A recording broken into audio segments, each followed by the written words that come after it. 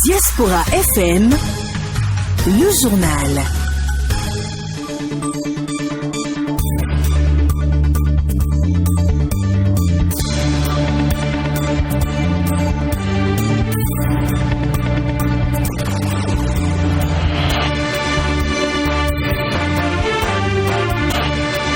Mercredi 11 août 2021, c'est l'heure de la grande édition du journal Parler. Mesdames et messieurs, bonjour, voici le sommet de ce journal. Plus de prières sur les trottoirs à Cotonou. L'annonce a été faite au cours d'un échange avec les autorités musulmanes du département du littoral hier. Le conseil d'administration de l'université d'Abomey-Calavi a lancé un appel à candidature pour la sélection des candidats aux hautes fonctions universitaires. Les explications du porte-parole du gouvernement sur ces réformes dans ce sous-secteur dans cette édition. Et puis c'est désormais officiel. Lionel Messi est un joueur du Paris Saint-Germain. Libre depuis la fin de son contrat avec le FC Barcelone, l'Argentin s'est engagé jusqu'en 2023 avec le club parisien. Voilà l'essentiel à développer dans cette édition. D'autres sujets vont meubler ce journal. On se retrouve juste après cette courte pause. Aristide Sethi. Bienvenue à tous et à toutes. Merci d'avoir choisi Diaspora FM pour vous informer. La campagne de vaccination contre la COVID-19 se poursuit en République du Bénin. Selon les récents chiffres de l'Organisation mondiale de la santé OMS, 70 323 doses de vaccins sont déjà administrées avec 21 405 personnes complètement vaccinées, soit 0,2% de la population. En mai dernier, le ministre de la Santé, Dr Benjamin Rompatin, réaffirmait que la vaccination contre la COVID-19 est un moyen efficace de lutte contre les formes graves de la maladie qui peuvent conduire au décès. À l'occasion, il a aussi rappelé que les jeunes sont des cibles au même titre que les personnes à risque. À juste titre, le gouvernement a décidé de la généralisation de la vaccination aux personnes de plus de 18 ans afin de protéger le grand nombre pour une immunité collective. On quitte la santé pour les finances. Les cadres de l'administration des finances ont procédé ce mardi à la validation du projet de nomenclature des pièces justificatives des opérations de recettes, de trésorerie et du patrimoine.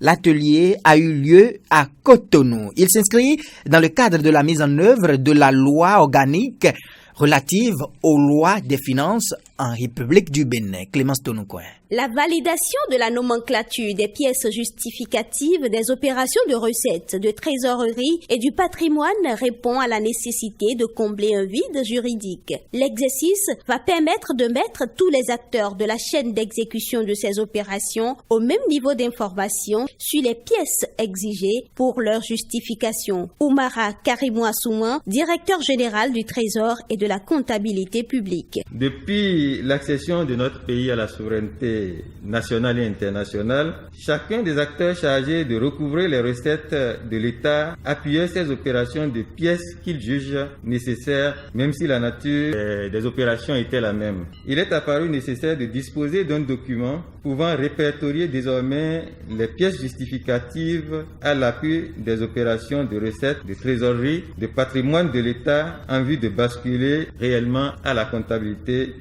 d'exercice le 1er janvier 2022.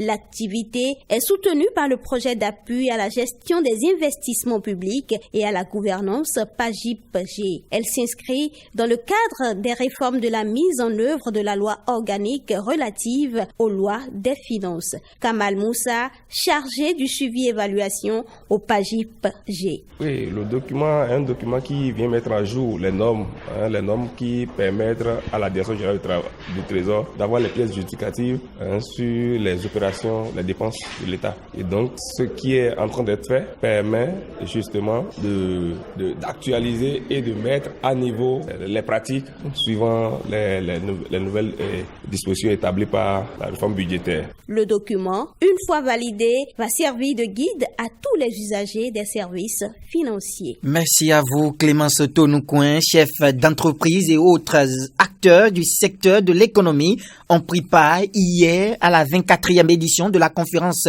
périodique à la salle de conférence de la Direction générale de l'économie. Lancée par la secrétaire générale adjointe du ministère de l'économie et des finances, ces assises ont pour thème déterminant de la pérennité des entreprises privées au Bénin, enjeux, défis et perspectives. Carnot François Umberento.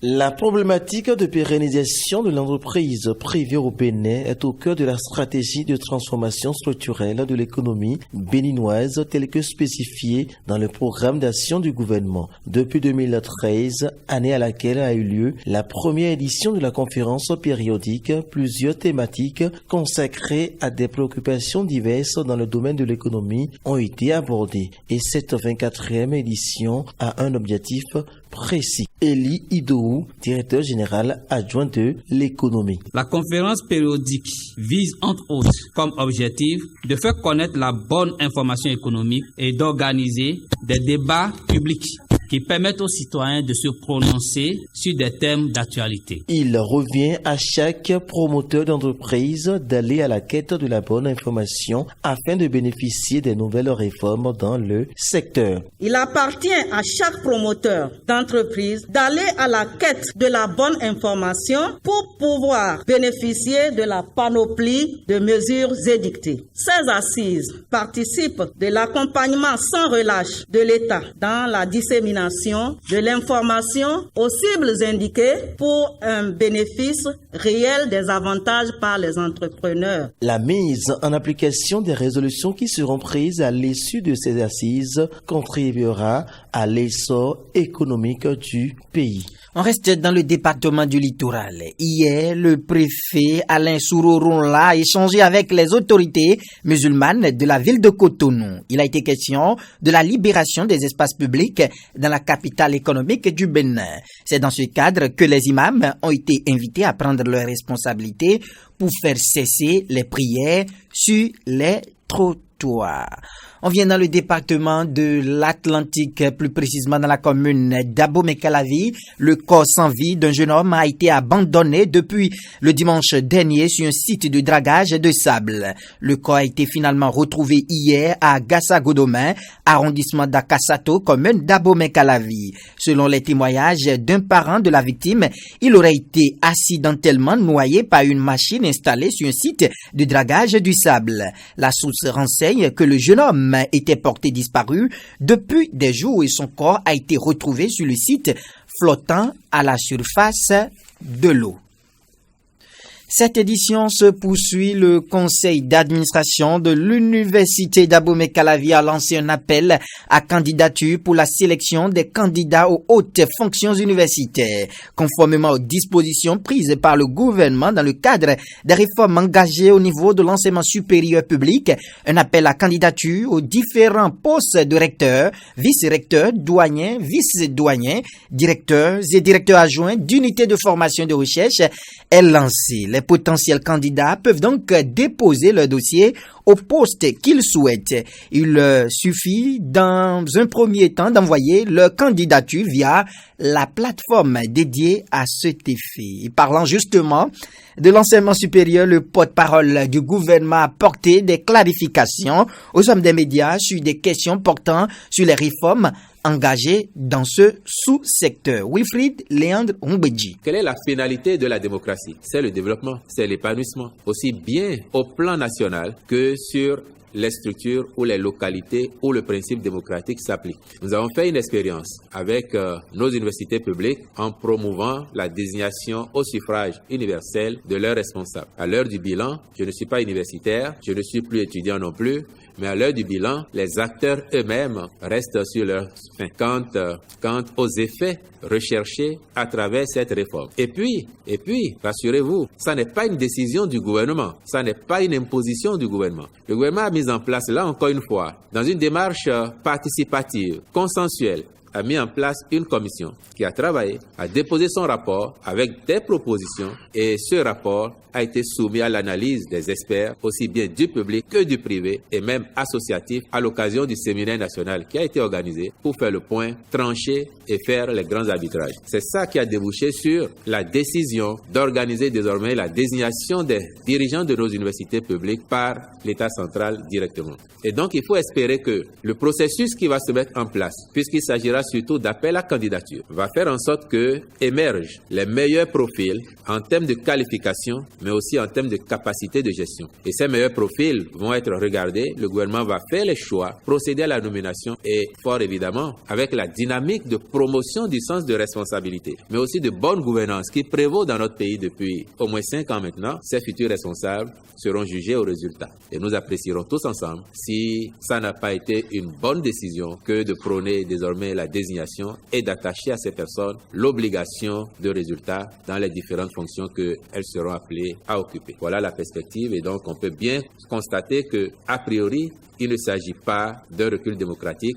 L'objectif poursuivi, c'est la performance de nos universités, c'est la recherche de l'efficacité au service des étudiants, au service des plus jeunes et au service du Bénin en un mot. Wilfried Léandre Ngbeji, secrétaire général adjoint et porte-parole du gouvernement. On prend la direction du Koufou. Occupée pendant près de 10 ans par des militaires, la maison des jeunes de Diakotomé s'ouvre enfin aux jeunes de cette commune. C'est le samedi dernier à l'occasion de la phase départementale des jeux ludiques dans le Koufou. Jonas Bouchi. Avant le démarrage des divers jeux dans le cadre de ce festival départemental des jeux ludiques dans le Koufou, le directeur départemental des sports a fait cet important rappel aux jeunes venus des 6 communes du Koufou. Il faut le rappeler, il y a de cela 10 ans, la maison des jeunes a été occupée par les militaires et il a fallu l'avènement du régime Talon à l'occasion de la reddition des comptes. Les jeunes ont émis le vœu qu'ils plaident en leur faveur auprès du ministère de la Défense pour que les militaires puissent quitter ce lieu de loisirs pour les jeunes. Quelques jours après, ça a été fait. À travers ma voix, la jeunesse de Diakotomé tient à remercier le président Patrice Talon pour avoir mis en exécution cette promesse qui a permis aujourd'hui d'abriter depuis plus de 10 ans, pour une fois encore, les activités ludiques. Les diverses compétitions ont permis aux jeunes de bien se divertir et de se rendre compte aussi de leurs limites par rapport à certains jeux comme le Scrabble. On peut quand même dire que l'organisation a été réussie, mais les clubs de Scrabble dans le Koufou, on voit quand même que le niveau reste assez faible et qu'il faudra quand même beaucoup faire pour que les joueurs puissent quand même jouer à un certain niveau un peu plus élevé. Les importants matériels ludiques offerts aux gagnants de chaque jeu permettront surtout à redonner vie à chacune des maisons des jeunes du Koufou, a insisté Brian Djoko. Aujourd'hui, il n'y a pas eu premier, il n'y a pas eu dernier. Il y a juste que les jeunes se sont retrouvés, nos papas se sont retrouvés, les femmes, les jeunes filles se sont retrouvées, les enfants se sont retrouvés pour s'exprimer à travers les loisirs sains. Tous ces prix iront directement aux maisons des jeunes pour que les maisons des jeunes puissent être animées, pour que à chaque volonté de vouloir s'exprimer dans les loisirs sains, jouer par exemple, qu'ils puissent se diriger vers les maisons des jeunes. Parmi les lots offerts aux vainqueurs de chaque jeu, il y avait aussi des fournitures scolaires pour davantage inciter les élèves et étudiants à s'adonner aux jeux ludiques pour leur distraction. Les nouvelles africaines et internationales. Près de 19 000 médecins nigériens sont en grève. Pour la 4e fois depuis le début de la pandémie, ces praticiens ont interrompu leur activité pour protester contre l'absence de salaire au Nigeria. Les Zambiens doivent décider jeudi lors d'un vote qui s'annonce serré s'ils veulent réélire le président Edgar Lungu, décrié pour sa politique économique défaillante et son intransigeance à l'égard de l'opposition, ce qui fait craindre des troubles dans ce pays enclavé d'Afrique australe. Le président algérien Abdelmadjid Tebboune a annoncé hier soir sur son compte Twitter la mort de 25 militaires dans les incendies qui font rage depuis hier dans le nord du pays, notamment en Kabylie. Côté civil, le bilan s'est alourdi. 17 morts à Tizi Ouzou et Sétif selon l'agence de presse OTIF officielle. À présent,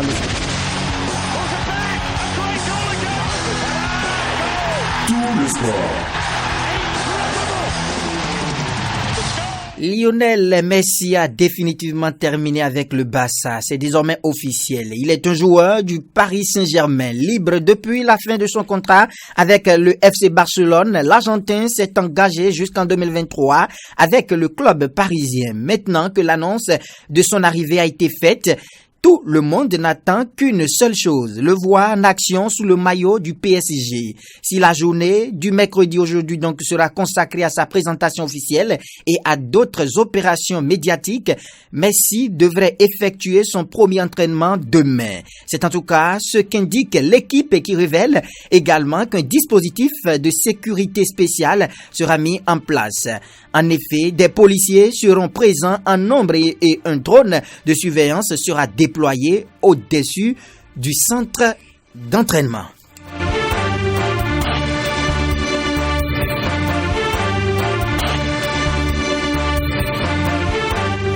Et c'est la fin de cette messe de l'information pour le compte de la mi-journée de ce mercredi 11 août 2021. Merci de l'avoir suivi, mise en onde.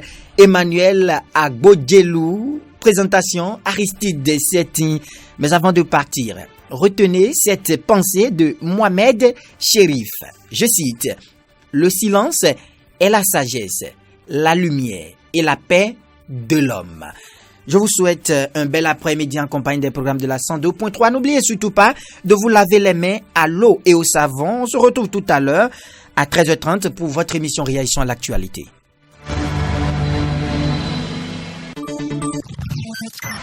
Diaspora FM Eden TV du groupe de presse international ITV, informez-vous autrement grâce à nos correspondants locaux et à nos veilleurs citoyens actifs sur le terrain au Bénin et à l'étranger.